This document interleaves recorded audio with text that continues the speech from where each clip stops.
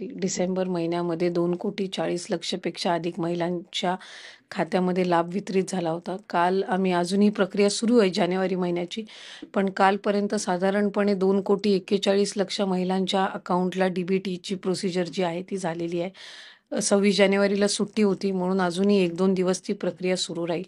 त्याच्यामुळे ज्या काही बातम्या वर्तमानपत्रामधून किंवा माध्यमांकडून लाडक्या बहिणींसमोर जात आहेत, त्या अतिशय चुकीच्या आहेत. आणि माझी तर सर्व लाडक्या बहिणींना विनंती राहील, की आपण कुठल्याही अफवांना बळी पडू नका. कुठेही आम्ही कुठल्याही लाभार्थ्याच्या खात्यातून परत काही लाभ घेतलेला नाहीये, रिफंड केलेला नाहीये. राज्याचे मुख्यमंत्री असतील फडणवीस साहेब, उपमुख्यमंत्री शिंदे साहेब असतील किंवा 2 दिवसापूर्वी अजितदादांनी सुद्धा प्रसारमाध्यमांच्या सोबत संवाद साधत असताना माहिती दिली, की आम्ही कोणाचेही पैसे त्यांच्या खात्यातून परत घेतलेले नाहीयेत. कोणाचेही पैसे परत घेण्याच्या संदर्भातली चर्चाही नाहीये. रूटीन पद्धतीनं लाभ जो आहे तो महिलांपर्यंत पोहोचवण्याचं आम्ही काम करतोय. काही वर्तमानपत्रांनी 30 लाख, 35 लाख, 40 लाख, 60 लाख, उद्या म्हणतील 1 कोटी अशा पद्धतीचे जे काही तिथे जी माहिती देण्यात येत आहे ती अक्षरशः चुकीची आहे. आम्ही रूटीन पद्धतीनं महिलांचा लाभ आहे त्यांच्यापर्यंत पोहोचत आहे. काही जे अपात्र ज्या महिला आहेत किंवा जे आपण म्हणूया ते निकषात बसत नाही आपल्या सरकारी नियमानुसार, शासन निर्णयानुसार, त्यांची छाननी कशी केली जाते आता, म्हणजे त्याची प्रक्रिया काय आहे? हे साधारणपणे आम्ही ह्या संदर्भामध्ये सुद्धा वारंवार माहिती दिलेली आहे. व्हॉलंटरीली काही महिला आहेत ज्या रोज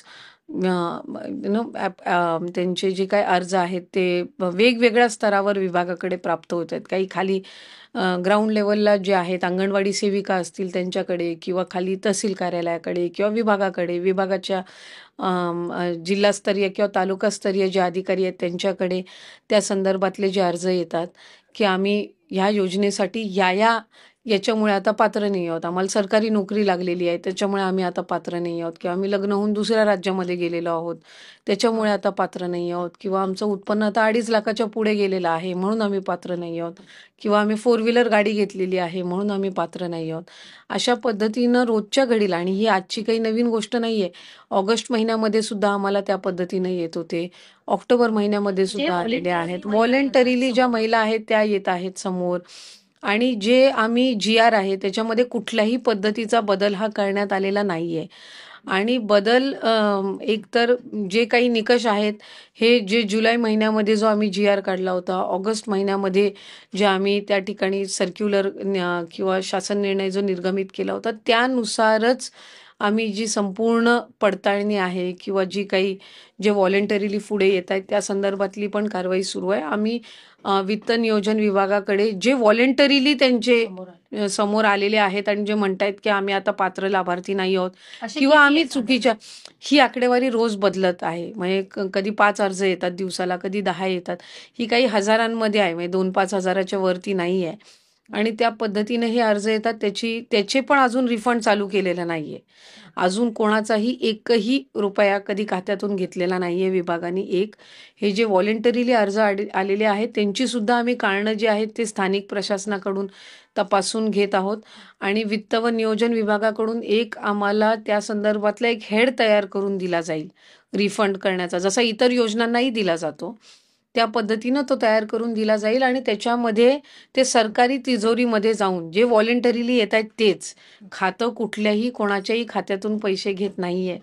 ही एक बाब मला आपल्या माध्यमातून पुन्हा लाडक्या बहिणीच्या लाभार्थ्यांना मला सांगायचे. जे तुम्ही म्हणता की व्हॉलंटिअरली या महिला समोर येत आहेत, विभागाकडून पण क्रॉस व्हेरिफिकेशन सुरू आहे का काही बाबतीत? जसं तुम्ही हे सगळे निकष एवढे क्लिअर आहेत, तर जर त्यावेळेला जेव्हा लाभ घेताना अनेक महिलांनी अर्ज उत्साहाने भरले होते मोठ्या संख्येने, पण आता जेव्हा क्रॉस व्हेरिफिकेशन होत आहे तेव्हा काय परिस्थिती दिसते? म्हणजे त्याचं प्रमाण किती आहे किंवा ते करत असताना आपण काय प्रक्रिया राबवतोय, त्याच्यामध्ये काही चॅलेंजेस येत आहेत का?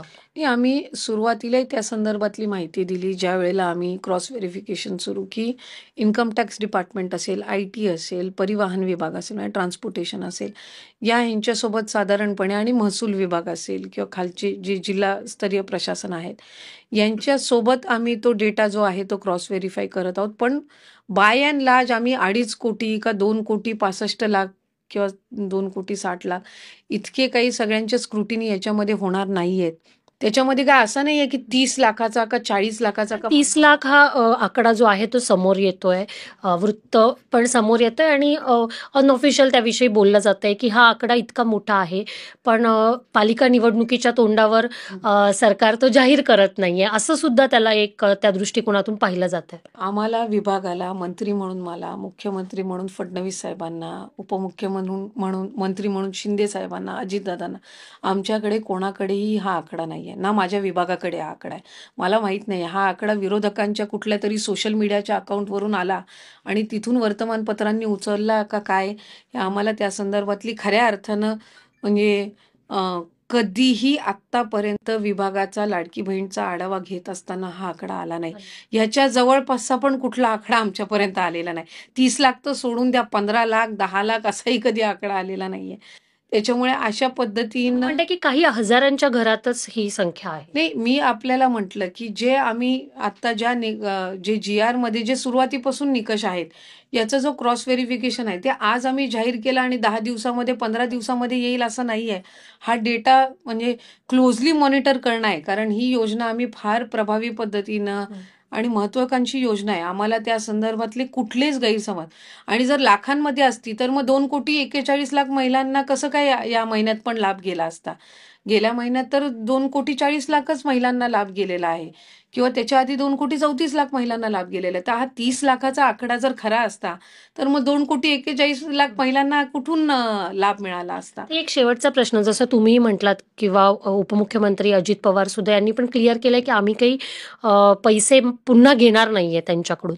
पण मग जे अपात्र महिला आहेत त्यांच्याबाबत काय निर्णय घेतला जाईल? म्हणजे जेव्हा त्या अपात्र ठरतील त्या महिन्यापासून त्यांना पैसे मिळणं बंद, म्हणजे जे हफ्त्याचे पैसे आहेत योजनेचे, ते मिळणं बंद होईल किंवा काय होईल अपात्र ठरल्यानंतर? त्या संदर्भातला जरीही ऑफिशियल निर्णय काही अजून झालेला नसेल तरी मी आपल्याला एक सांगू इच्छिते की ज्या महिलांना लाभ गेलेला आहे कोणाच्याही अकाउंटमधून